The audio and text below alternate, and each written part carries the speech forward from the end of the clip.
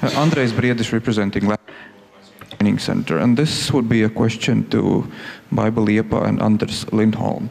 You both mentioned different funds and that alignment of funding is important, but none of you touched upon the European Agriculture Fund for Rural Development.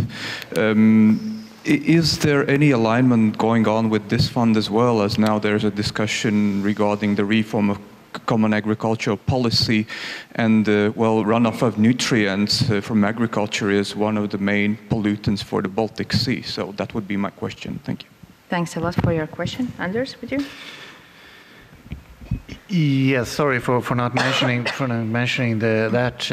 Actually, I based my presentation on that the main topic should be innovation. But yes, there is alignment of funding going on also in the within the common agricultural policy, and especially the part related to rural development. Both this period, of course, but they have struggled with the same problems as all of us, the fact that the programs are running and so on. But they have made efforts to really try to come up with some joint projects. And I think there are a few examples of where actually there are projects, transnational projects, being funded from several rural development programs.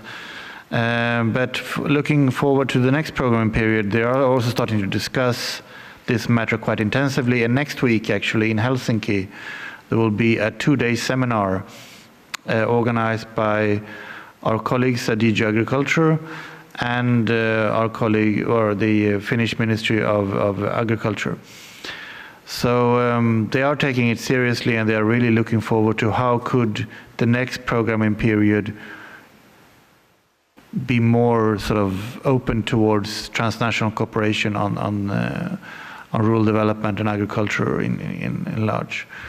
So they are actually taking quite good initiatives, and as I said,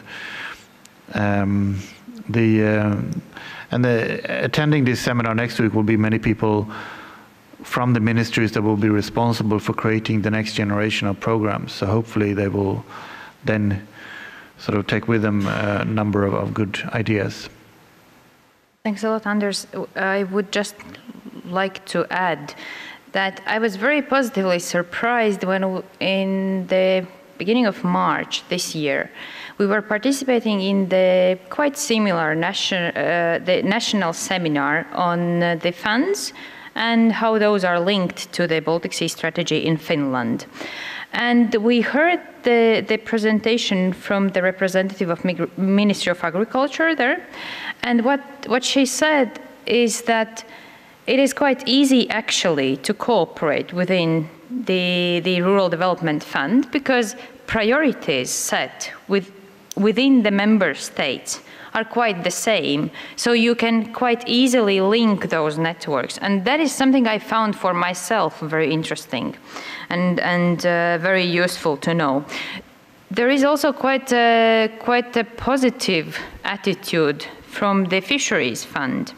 They are also supporting quite many activities, as well as there are activities funded by the Baltic Sea Region Programme. As you know, there is the cluster of Project Baltic Deal, Baltic Compass, and Baltic Manure, which is also tackling the agricultural issues. And another event which is very interesting to my mind will be on 2nd and 3rd of November, which is initiated by those 3 clustered projects, and which is named Greener Agriculture, Bluer Sea.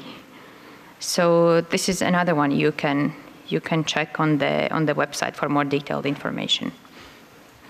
So any other questions from your side?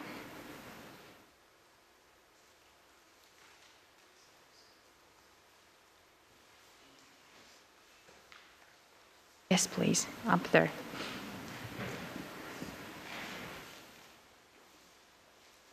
Thank you. Māris Ellerts, Investment and Development Agency of Latvia. If there is no other questions, just my comment on alignment of funds. I am also a member of high-level group of Baltic Stars program, and we have tried to find financing sources from existing programs to finance projects or activities proposed under this program. And actually difficulties are very big. I think one issue is, let's say, decision-making mechanisms. It is approved that this BSR stars or flagship number 1 is included in flagship project list in an innovation priority. Okay, if some activities are proposed, they have to be prepared. We are using Baltic Sea region program. Activities are prepared. They are competing with all other projects submitted, and there are different evaluation criteria. So this makes all this situation quite strange. Then regulations for implementation of Baltic Sea strategy, Baltic Sea region program, and also cross-border programs.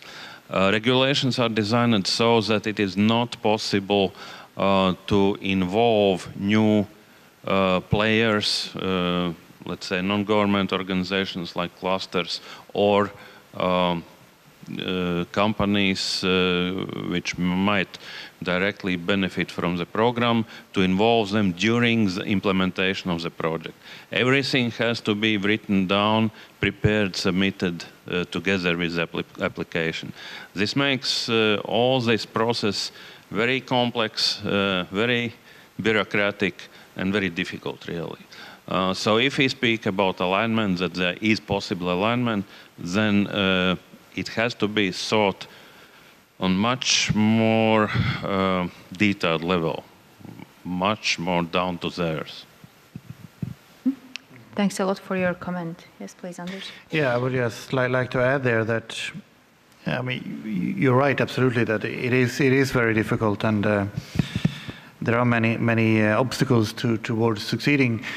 But just to say that many of those difficulties you describe, and many of the difficulties we encounter when we look into how different flagship projects are trying to align funding, actually when you scrutinize those obstacles, they are usually invented by the programs themselves. They are not actually in the regulations. Usually programs are employing sort of an extra caution, because of what they don't want to make mistakes, they don't want to be criticized, they don't want to lose money, so they employ sort of an extra caution that is not really there in the regulations. For totally valid reasons, of course, but usually those extra cautions looks quite different. And that's why you then experience that there are very different rules in different programs, even though they all abide by the same regulations. But usually, I mean, but just to make sure that you get the message, those extra cautions or those extra regulations developed on the program level is decided by programs, but behind the programs are member states. So it is important that you also have an internal discussion within Latvia, actually, between not just, I mean, looking at the program from a needs perspective, not just from an administrative perspective, and looking towards how can we make sure that those programs actually work the way we want to, not just secure that we don't make any mistakes, but that we also actually reach the people that we want to reach, that we actually fund the projects we want to fund, and so on. I mean, even the Baltic Sea program, the ones designing the programs is basically the member states sitting in the monitoring committee. It's not Commission, it's not Brussels. We only approve it. And they quite often use quite, and it's quite often the commissioners actually, I can cite an example that has nothing to do with the region, but in one case, the Interreg 4C program, which has no representative here, so I can say what I want about them. But actually in that program, they employed such a strict way of judging projects. So I mean, a comma in the wrong place would almost render a project to be thrown out. I'm exaggerating a little bit, but they're almost at that stage which for us at the Commission actually became a bit of an embarrassment, because that's not actually how we want our programs to be perceived, like they're looking for errors and commas and so on. So we actually tried to change that, and we actually brought it up at the monitoring committee, saying that please change this, because this is embarrassing. You can't really be this strict. This is just giving us all a bad name. But the member states actually voted us down, and the member states wanted to keep this very strict interpretation.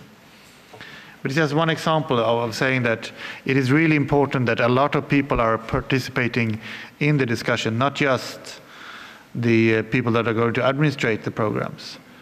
Because it is also very important that we make the programs user-friendly and also friendly for alignment of funding. Thanks a lot, Anders. Would you like to comment something about alignment of funding? What do you think about it? I cannot really comment much on that. Something that I could add in the context of this conference is that the Nordic Research Board, Nordforsk, has expressed interest for closer cooperation with research funding agencies, bodies in the Baltic countries. There will be a meeting in Vilnius next week, so we'll see what comes out of that. So that is very interesting to see. Thanks a lot. Eva, would you like to comment something about the alignment of funding? So, not much to comment on that. Okay. Any other comments, any other representatives or from the audience, from representatives of the ministries, national institutions here in the audience would like to comment on this idea of alignment of funding?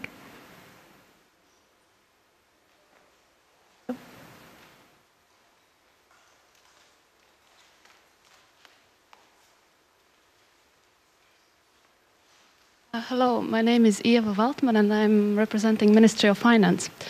And I would like to kind of give you a point of view of Ministry of Finance, how we design operational programs. And those programs, they're not created from an empty space. They are based on national policy documents and national development plans and national reform program that is a EU 2020 reflection here in Latvia. And so, of course, before we can talk about a real EU cohesion funding alignment at the programming level, we have to have this alignment at policy level. Like Anders from European Commission told us before, that it would be very useful if ministers responsible for innovation would come together and talk how they could align policies. And then afterwards, for us, the policy implementators, it would be much easier to implement. And when it comes about the project criteria and the alignments we can do without the national policy alignment, I would like to invite all of you who are interested to participate in the public discussions of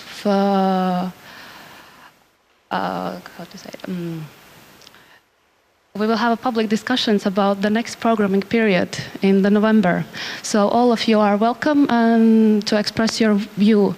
We will already be thinking about the areas where the money should be spent and how it should be programmed. Thank you.